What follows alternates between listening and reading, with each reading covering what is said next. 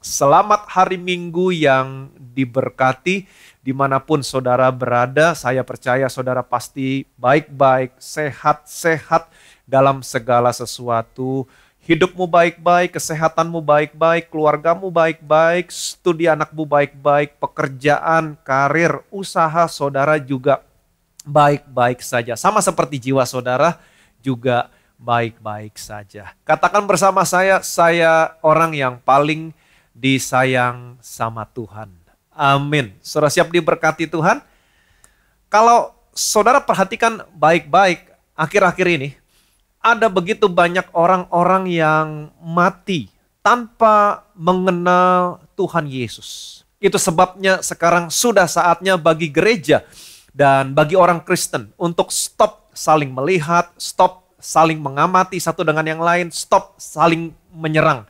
Saudara dan saya sesungguhnya punya tugas untuk memberitakan Injil, kabar baik, supaya semakin banyak orang mengenal Tuhan Yesus dan diselamatkan. Gereja dan semua orang Kristen harus bersatu di dalam Tuhan Yesus. Jangan sampai apa yang saudara percaya hari ini membuat saudara terpecah-pecah. Mungkin banyak orang yang berkata, saya tidak suka sama pengajaran Bapak, saya tidak suka khotbah Bapak. No problem. Tidak masalah, tetapi ingat, dunia ini sedang terhilang. Yuk kita selamatkan dunia ini bersama-sama. Dunia ini membutuhkan Yesus. Sedangkan gereja dan orang Kristen sekarang hanya sibuk saling melihat, saling mengamati, dan saling menyerang. Selalu merasa dirinya benar. Stop. Dan mari kita selamatkan dunia ini. Nah, kalau saudara percaya dalam perjamuan kudus ada kuasa, selamatkan dunia ini dengan perjamuan kudus. Kalau saudara percaya dalam minyak urapan ada kuasa, selamatkan dunia ini dengan minyak urapan. Kalau saya percaya dalam Injil kasih karunia Allah ada kuasa, yuk mari kita selamatkan dunia ini dengan memberitakan Injil kasih karunia Allah. Intinya adalah mari kita selamatkan dunia ini. Kita lihat firman Tuhan dari Roma pasal 10 ayat 9 sampai dengan ayat yang ke-10. Sebab jika kamu mengaku dengan mulutmu bahwa Yesus adalah Tuhan dan percaya dalam hatimu bahwa Allah telah membangkitkan Dia dari antara orang mati, maka kamu akan diselamatkan. Karena dengan hati orang percaya dan dibenarkan, dan dengan mulut orang mengaku dan diselamatkan. Di sini dikatakan, sebab jika kamu mengaku dengan mulutmu bahwa Yesus adalah Tuhan dan percaya dalam hatimu bahwa Allah telah membangkitkan Dia dari antara orang mati, maka kamu akan diselamatkan. Jadi, beginilah caranya saudara dan saya diselamatkan. Mengaku dengan mulut saudara bahwa Yesus adalah Tuhan, percaya dalam hati saudara bahwa Allah telah membangkitkan Dia dari antara orang mati. Tetapi ada sesuatu yang lebih lagi dari hanya sekedar mengaku dengan mulut saudara bahwa Yesus adalah Tuhan. Waktu saudara mengaku dengan mulut saudara bahwa Yesus adalah Tuhan, pertanyaan saya, pengertian atau pewahyuan apa yang saudara miliki tentang Yesus? Yesus sebagai Tuhan apa? Apakah Yehovah Shalom, my peace? Apakah Yehovah Sidkenu, my righteousness? Apakah Yehovah Nisi, my banner, my warrior? Yang mana? Nah, nanti kita akan mengetahui dan kita akan menemukan. Selanjutnya dikatakan, karena dengan hati orang percaya dan dibenarkan. Katakan bersama saya, dibenarkan. Jadi di saat saudara percaya sama Tuhan Yesus, di saat saudara mengaku dengan mulut saudara bahwa Yesus adalah Tuhan, maka saat itu saudara menjadi orang yang dibenarkan Allah dalam Yesus Kristus. Yang percaya boleh bilang amin. Nah, saya mau saudara mengerti. Saudara dan saya sekarang bukan sedang dalam proses untuk menjadi orang benar. Bukan. Saudara dan saya sudah dibenarkan di dalam Yesus Kristus. Memang tidak ada seorang pun yang sempurna di dunia ini.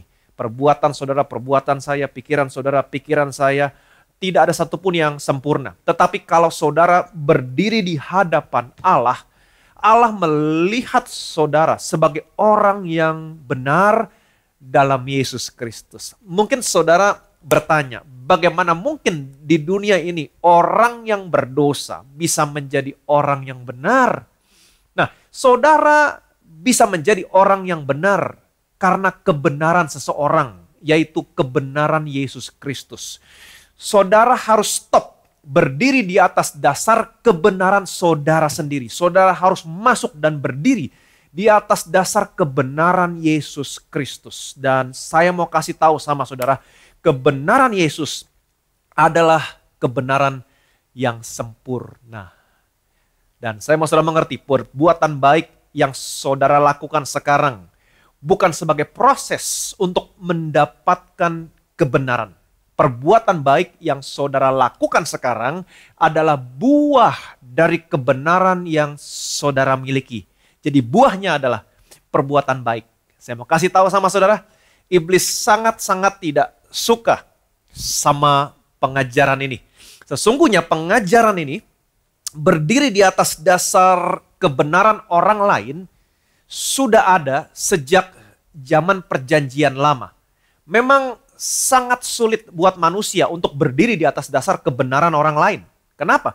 Karena manusia sifat dasarnya adalah sombong. Manusia begitu sombong. Kalau manusia berdiri di atas dasar kebenaran orang lain, sesungguhnya saudara mau menyatakan bahwa saudara bukan orang benar.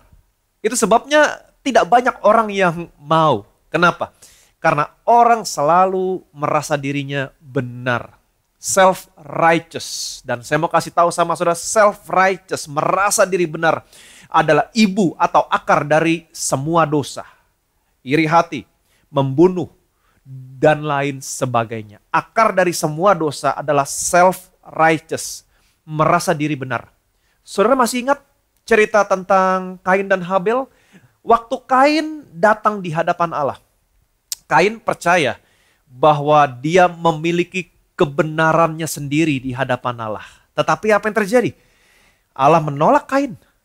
Sedangkan saudaranya Habel merasa dia tidak memiliki kebenaran di hadapan Allah. Itu sebabnya Habel datang sebagai orang berdosa. Itu sebabnya dia membawa seekor binatang. Untuk apa? Untuk dipersembahkan. Apa artinya? Habel menyadari, seharusnya saya yang mati karena saya orang berdosa. Tetapi saya membawa binatang yang tidak bercacat dan tidak bercela. Binatang ini mati gantikan saya. Dan saya berdiri di atas dasar kebenaran dan ketidakbercacatan binatang ini. Ini adalah Injil. Jadi Injil sudah ada sejak awal perjanjian lama. Pertanyaan saya, kenapa pengajaran ini begitu dibenci? Kenapa pengajaran ini diserang? Ketika saudara berkata, saya tidak lagi hidup di bawah hukum Taurat, saya mau kasih tahu, orang akan benci. Kenapa? Karena manusia sombong. Manusia maunya berdiri di atas dasar kebenarannya sendiri. Manusia tidak mau berdiri di atas dasar kebenaran orang lain. Saudara masih ingat cerita tentang orang yang dirampok habis-habisan, dipukuli, ditinggal dalam keadaan setengah mati? Minggu yang lalu baru kita lihat, Alkitab menceritakan, kemudian datanglah seorang imam melalui jalan ini. Ia melihat orang itu, tetapi ia melewatinya dari seberang jalan. Demikian juga diceritakan ada seorang Lewi. Orang Lewi adalah orang yang membantu imam di dalam bait Allah. Ketika ia melihat orang itu, apa yang terjadi? Ia juga melewatinya dari seberang jalan. Lalu datanglah seorang Samaria. Orang Samaria di sini kita sudah lihat menggambarkan tentang siapa? Menggambarkan tentang Yesus. Orang Samaria merupakan orang asing buat orang-orang Yahudi pada zaman itu. Buat orang Yahudi, Yesus adalah orang asing. Ketika ia melihat orang itu, ia pergi kepadanya, membalut luka-lukanya sesudah menyiraminya dengan minyak dan anggur. Kemudian, apa yang dilakukan orang ini? Ia menaikkan orang itu ke atas keledai tunggangannya. Dengan kata lain, orang ini memberikan posisinya. Yesus memberikan posisinya buat saudara, buat saya. Sehingga sekarang saudara dan saya berdiri di atas dasar kebenaran seseorang yang sangat-sangat mengasihi saudara dan saya. Di hadapan Allah, saudara dan saya adalah orang yang benar dalam Kristus Yesus. Yang percaya boleh bilang amin. Tapi banyak yang berkata, tapi Pak, nanti orang Kristen akan hidup seenak-enaknya. No, ini adalah kebenaran. Kebenaran ini tidak akan membuat saudara hidup seenak-enaknya. Tetapi saya percaya kebenaran ini akan memerdekakan saudara dan saya. Kembali ke Roma pasal 10 ayat 9 sampai dengan 10. Sebab jika kamu mengaku dengan mulutmu bahwa Yesus adalah Tuhan dan percaya dalam hatimu bahwa Allah telah membangkitkan dia dari antara orang mati, maka kamu akan diselamatkan. Karena dengan hati orang percaya dan dibenarkan, dan dengan mulut orang mengaku dan diselamatkan. Perhatikan baik-baik, kata diselamatkan di sini. Artinya bukan hanya sekedar memindahkan saudara dan saya dari neraka ke surga, tetapi artinya lebih daripada itu. Keselamatan, soteria, dalam bahasa Yunaninya, Yeshua dalam bahasa Ibraninya, dalam Theos Greek definition. Definisi yang pertama adalah deliverance from the molestation of enemies. Membebaskan saudara dari penganiayaan musuh. Jadi ini definisi tentang keselamatan yang pertama. Menyelamatkan saudara dari penganiayaan musuh. Melepaskan saudara dari penganiayaan musuh. Yang saya mau sampaikan di sini adalah ketika saudara percaya bahwa saudara adalah orang yang dibenarkan Allah karena iman di dalam Yesus Kristus, saudara berdiri di atas dasar kebenaran Yesus Kristus, bukan di atas dasar kebenaran saudara. Dan kabar baiknya adalah waktu saudara sakit, kalau saudara melakukan ini, waktu saudara mengaku Yesus Kristus adalah Tuhan, apa yang terjadi? Saudara akan disembuhkan. Yang percaya boleh bilang amin. Amin. Karena arti kata keselamatan, soteria, akar katanya adalah soso. Dalam bahasa Ibrani, soso artinya juga sembuh. Jadi saudara masih ingat ketika Tuhan Yesus menyembuhkan seorang perempuan yang mengalami pendarahan selama 12 tahun? Yesus berkata kepada perempuan ini, imanmu telah menyelamatkan engkau. Your faith has soso you. Soso adalah akar kata dari soteria, keselamatan. Soteria adalah kata benda, sedangkan soso adalah kata kerja. Jadi, Thayer menempatkan definisi yang pertama tentang keselamatan adalah deliverance from the molestation of enemies. Melepaskan dari penganiayaan musuh. Melepaskan saudara dari penganiayaan musuh. Amin. Nah, banyak orang Kristen yang berkata, semalam waktu saya tidur Pak, saya diganggu oleh roh jahat. Kaki saya dikitik-kitik. Saya merasa diserang roh jahat. Saya merasa ada yang membebani saya waktu saya tidur. Sampai-sampai saya agak sulit waktu bernapas. Nah, kebanyakan orang Kristen yang mendengar pengajaran tentang roh jahat, mereka berpikir mereka bisa diserang oleh roh jahat. Tahukah saudara bahwa keselamatan yang saudara miliki termasuk membebaskan saudara dari penganiayaan musuh? Dan musuh di sini termasuk roh-roh jahat. Jadi roh-roh jahat memang ada di dalam dunia ini, tetapi sekarang mereka tidak punya hak lagi untuk menganiaya saudara. Mereka tidak punya hak untuk menganiaya pikiran saudara. Mereka tidak punya hak untuk menganiaya emosi saudara. Kenapa? Karena Yesus sudah membebaskan saudara dan saya dari penganiayaan musuh. Amin. Bagaimana caranya saudara mendapatkan semua ini? Kembali ke Roma pasal 10. Karena dengan hati orang percaya dan dibenarkan, perhatikan baik-baik, dan dengan mulut orang mengaku dan diselamatkan. Soso. Dengan mulut orang mengaku dan diselamatkan. Dibebaskan dari penganiayaan musuh. Jadi mengaku, mengatakan, confess it, maka saudara dan saya akan dibebaskan dari kuasa kegelapan. Yang percaya boleh bilang amin. Nah, berbicara tentang pelayanan pelepasan. Ada begitu banyak cara atau style tentang pelayanan pelepasan di dalam kekristenan. Ada yang setannya diajak berbicara, macam-macam. Tetapi saudara tidak akan pernah menemukan cara atau style seperti ini dalam pelayanan Tuhan Yesus. Bahkan Tuhan Yesus tidak pernah memberikan kesempatan sama iblis untuk berbicara. Kalau saudara perhatikan. Nah, saya mau saudara tahu bagaimana caranya style atau cara Tuhan Yesus melayani pelepasan. Kalau saudara baca Injil Matius, Markus, Lukas, dan Yohanes, Ketika ada roh jahat di dalam diri seseorang, Tuhan Yesus to the point, langsung menggunakan otoritasnya untuk mengusir, menghardik roh jahat. Dan apa yang terjadi? Roh jahatnya langsung keluar. Kalau saudara mengajak iblis berbicara, pertanyaan saya, apa yang saudara harapkan dari iblis untuk kasih tahu sama saudara? Dalam nama Tuhan Yesus, siapa namamu? Kasih tahu yang betul. Kasih tahu yang sesungguhnya. Ingat, iblis adalah pendusta dan dia adalah bapa segala dusta. Apa yang saudara harapkan dari bapa segala dusta untuk kasih tahu sama saudara? Mungkin saudara berkata, tapi Pak, Yesus juga pernah bertanya sama iblis, siapa namamu? Hanya satu kali. Alkitab mencatat hanya satu kali. Untuk apa? Untuk mendemonstrasikan kepada semua orang yang ada di sana bahwa orang itu sedang dirasuk oleh legion. Tetapi secara umum, cara atau style Yesus adalah menutup mulut iblis ketika iblis mau berbicara. Diam, keluar. Amin. Filipi pasal 2 ayat 9-11. Itulah sebabnya Allah sangat meninggikan dia dan mengaruniakan kepadanya nama di atas segala nama, supaya dalam nama Yesus bertekuk lutut segala yang ada di langit dan yang ada di atas bumi dan yang ada di bawah bumi. Dan segala lidah mengaku Yesus Kristus adalah Tuhan bagi kemuliaan Allah Bapa. Amin. Allah mengaruniakan nama kepada Yesus, nama di atas segala nama. Nama Yesus adalah nama di atas segala nama. Bukankah luar biasa? Artinya nama Yesus ada di atas semua nama penyakit.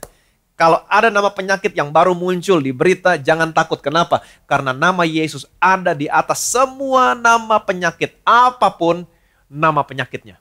Yang percaya boleh bilang amin. Amin. Selanjutnya dikatakan, supaya dalam nama Yesus bertekuk lutut segala yang ada di langit dan yang ada di atas di bumi dan yang ada di bawah di bumi, dan segala lidah mengaku Yesus Kristus adalah Tuhan. Nah, perhatikan baik-baik. Tahukah saudara bahwa kalimat yang barusan kita baca di dalam ayat ini dikutip dari Perjanjian Lama? Dari mana? Yesaya pasal 45. Perhatikan baik-baik. Yesaya pasal 45 ayat 23-25. Demi aku sendiri aku telah bersumpah, dari mulutku telah keluar kebenaran, suatu firman yang tidak dapat ditarik kembali, dan semua orang akan bertekuk lutut di hadapanku dan akan bersumpah setia dalam segala bahasa sambil berkata, keadilan dan kekuatan hanya ada di dalam Tuhan. Semua orang yang telah bangkit amarahnya terhadap dia akan datang kepadanya dan mendapat malu. Tetapi seluruh keturunan Israel akan nyata benar dan akan bermegah di dalam Tuhan. Yesaya mengatakan semua orang akan bertekuk lutut. Paulus mengutip ayat ini dan menuliskan dalam suratnya kepada jemaat di Filipi, bertekuk lutut segala yang ada di langit dan yang ada di atas di bumi dan yang ada di bawah di bumi. Selanjutnya Yesaya mengatakan begini, dan akan bersumpah setia dalam segala bahasa. Sedangkan Paulus mengutip ayat ini dan menulis dalam suratnya kepada jemaat di Filipi begini, semua lidah akan mengaku. Sama. Jadi Paulus mengutip dari kitab mana? Dari kitab Yesaya. Dan akan bersumpah setia dalam segala bahasa sambil berkata, keadilan dan kekuatan hanya di dalam Tuhan. Perhatikan baik-baik. Kata keadilan di sini terjemahannya adalah righteousness, kebenaran. Sambil berkata, kebenaran dan kekuatan hanya di dalam Tuhan. Wow. Jadi perhatikan baik-baik. Jadi Yesaya melihat di masa depan akan ada suatu generasi di mana mereka bertekuk lutut dan mengaku dengan lidah mereka bahwa kebenaran dan kekuatan hanya di dalam Tuhan. Apa artinya? Artinya Yesaya sudah melihat saudara dan saya. Yesaya melihat pengajaran yang saudara dan saya miliki hari ini. Mereka mengaku dengan lidah mereka bahwa kebenaran dan kekuatan hanya di dalam Tuhan. Paulus mencatat dalam suratnya kepada jemaat di Filipi, mereka mengaku Yesus Kristus adalah Tuhan Dengan kata lain, waktu saudara mengatakan bahwa Yesus Kristus adalah Tuhan, saudara juga mau mengatakan bahwa sesungguhnya kebenaran dan kekuatanku hanya ada di dalam Tuhan. Dengan kata lain, Yesus adalah kebenaranku dan kekuatanku. Yang percaya boleh bilang amin. Itu sebabnya tadi di awal saya sudah kasih tahu sama saudara, ketika saudara mengaku Yesus adalah Tuhan, pewahyuan apa yang saudara miliki? Pengertian apa yang saudara miliki? Yesus sebagai Tuhan apa? Dan sekarang kita sudah menemukan bahwa Yesus adalah kekuatanku dan kebenaranku. Katakan bersama saya, Yesus adalah kekuatanku, Yesus adalah kebenaranku. Amin. Selanjutnya Yesaya mengatakan, semua orang yang telah bangkit amarahnya terhadap dia akan datang kepadanya dan mendapat malu. Tetapi seluruh keturunan Israel akan nyata benar, should be justified. Kalau saudara dibenarkan Allah, apa yang terjadi sama saudara? Selanjutnya dikatakan, dan akan bermegah, glory di dalam Tuhan.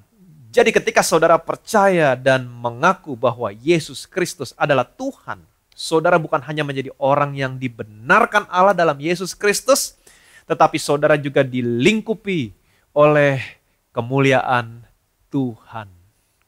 Amin. Kebenaran dan kekuatanku di dalam Tuhan. Kata kekuatan di sini dalam bahasa Ibraninya terjemahannya adalah us. Ingat senjata yang dibuat oleh orang Israel, uzi. Us artinya kekuatan. Dan kekuatan di sini berbicara tentang kekuatan secara fisik. Jadi, di mana saudara bisa menemukan kekuatan saudara secara fisik? Di dalam Tuhan. Kebenaran dan kekuatanku di dalam Tuhan. Dan kata kekuatan yang pertama kali muncul di dalam Alkitab adalah ketika Musa membelah Laut Merah dengan tongkatnya. Musa berkata begini, Tuhan itu kekuatanku dan mazmurku. Itu sebabnya jangan pernah heran. Musa hidup sampai umur 120 tahun. Karena apa? Karena Tuhan adalah kekuatan fisik bagi Musa. Matanya tidak pernah redup. Kekuatannya tidak pernah hilang. Karena Musa berkata, Tuhan itu kekuatanku. Jadi Yesaya melihat di masa depan akan ada satu generasi di mana mereka akan bertekuk lutut dan mengaku dengan lidah mereka bahwa kebenaran dan kekuatan hanya di dalam Tuhan. Paulus mencatat dalam suratnya kepada jemaat di Filipi, bertekuk lutut segala yang ada di langit dan yang ada di atas bumi dan yang ada di bawah bumi, dan segala lidah mengaku Yesus Kristus adalah Tuhan. Artinya apa? Seperti yang tadi saya sampaikan, Yesaya sudah melihat saudara dan saya. Waktu saudara mengatakan bahwa Yesus Kristus adalah Tuhan, sesungguhnya saudara juga mau menyatakan bahwa kebenaran dan kekuatanku hanya di dalam Tuhan. Yesus adalah kebenaranku dan kekuatanku. Itu sebabnya, perhatikan baik-baik, saudara harus belajar mengaku, confess it, dan berkata, Tuhan Yesus adalah kebenaranku. Amin. Tuhan Yesus adalah kebenaranku. Jadi jangan berdiri di atas dasar kebenaran saudara sendiri, tetapi berdirilah di atas dasar kebenaran seseorang yang sangat-sangat mengasihi saudara dan yang sudah memberikan kebenarannya kepada saudara. Di saat saudara berdiri di atas dasar kebenaran Yesus, maka tidak ada sesuatu apapun yang dapat membahayakan saudara dan saya. Amin. Semua orang yang merancangkan kejahatan sama saudara akan mendapat malu. Semua penganiayaan yang dilakukan oleh musuh saudara selesai. Amin. Saudara akan bermegah di dalam Tuhan dan ada kemuliaan Tuhan dalam hidup saudara. Saudara juga harus belajar mengaku, confess, apalagi berkata, Tuhan Yesus adalah kekuatanku. Jadi bukan hanya berkata Yesus adalah kebenaranku, tapi juga saudara harus belajar berkata, Yesus adalah kekuatanku. Kalau saja Musa mengalami pengalaman yang indah bersama Tuhan ketika dia berkata, Tuhan itu kekuatanku dan mazmurku. Umurnya mencapai 120 tahun. Matanya tidak pernah redup, kekuatannya tidak pernah hilang. Amin. Kalau saja Musa mengalami pengalaman yang indah, maka saya percaya terlebih lagi saudara dan saya yang ada di dalam Yesus. Waktu saudara berkata, Tuhan Yesus adalah kekuatanku, maka kekuatan yang saudara miliki adalah kekuatan yang sama seperti yang Yesus miliki. Sebagaimana kekuatan dia di surga, demikianlah kekuatan saudara, kekuatan saya di dunia ini. Yang percaya boleh bilang amin. Katakan bersama saya, Yesus adalah kebenaranku. Amin. Katakan sekali lagi, Yesus adalah kekuatanku. Amin. Ketika saudara berdiri di atas dasar kebenaran Yesus, saudara adalah orang yang benar di dalam Yesus, maka saudara adalah orang yang diselamatkan. Semua penganiayaan musuh selesai, saudara dibenarkan, dan saudara ada kemuliaan Allah, glory, di dalam hidupmu. Saudara akan diselamatkan, disembuhkan, dan lain sebagainya. Dan katakan juga bukan hanya Yesus kebenaran, tetapi Yesus adalah kekuatanku.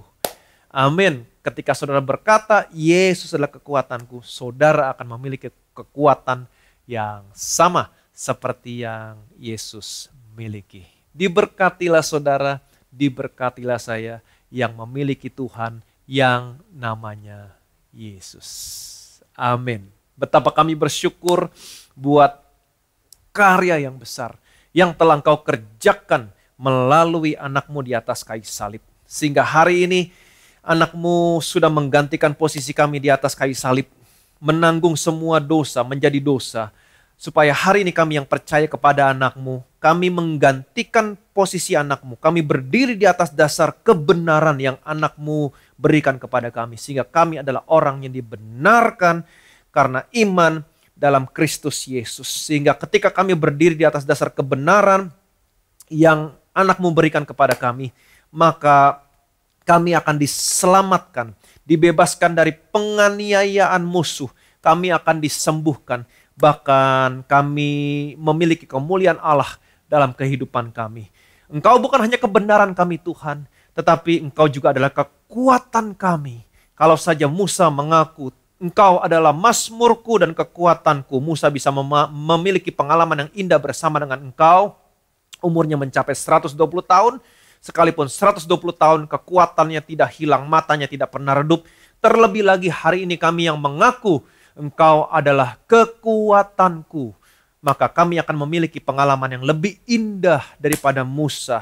Karena kami tahu ketika kami berkata Engkau adalah kekuatanku, maka kami memiliki kekuatan yang sama seperti yang Yesus miliki. Sebagaimana kekuatanmu di surga, demikianlah kekuatan kami di dunia ini. Kami sehat, kami kuat, kami diberkati, kami terpelihara sempurna, dibebaskan dari segala yang jahat. Segala kemuliaan, hormat, pujian hanya bagi nama Tuhan. Semua yang percaya sama-sama kita katakan, amin.